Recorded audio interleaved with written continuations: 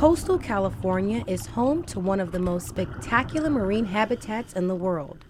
But as with many ocean ecosystems, population growth, pollution, and overfishing are threatening the existence of rocky reefs and kelp forests. I've seen the kelp go from really, really thick to really, really thin.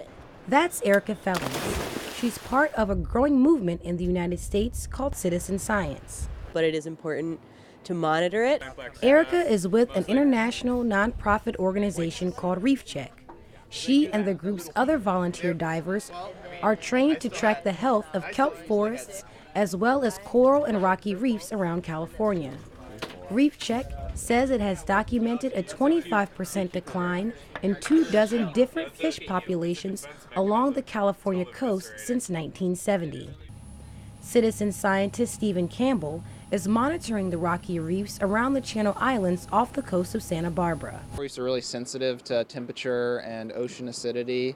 So with global climate change happening, you have rising sea level, warming water, and increased acidification. So they still help serve as a proxy for marine health. The Channel Islands are a marine protected area.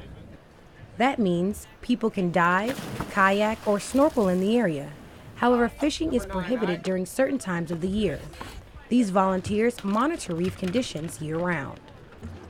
You're characterizing the relief of the reef, which is like the variation in depth along the transect, and then you're also characterizing what's on the reef. So it might be algae, it might be invertebrate, there might not be anything, and so you note that down.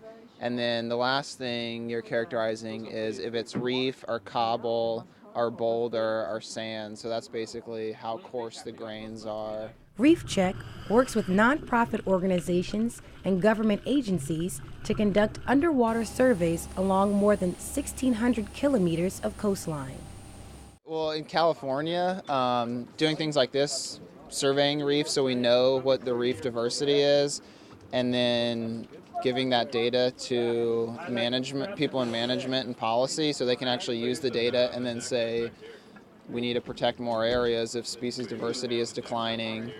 And I think that's sort of catching on now. Campbell says California is at the forefront of preserving marine ecosystems. Even though Reef Check reports a decline in marine life, it also says there are encouraging signs that marine protected areas in California are beginning to recover. Deyane Moses, VOA News, Los Angeles.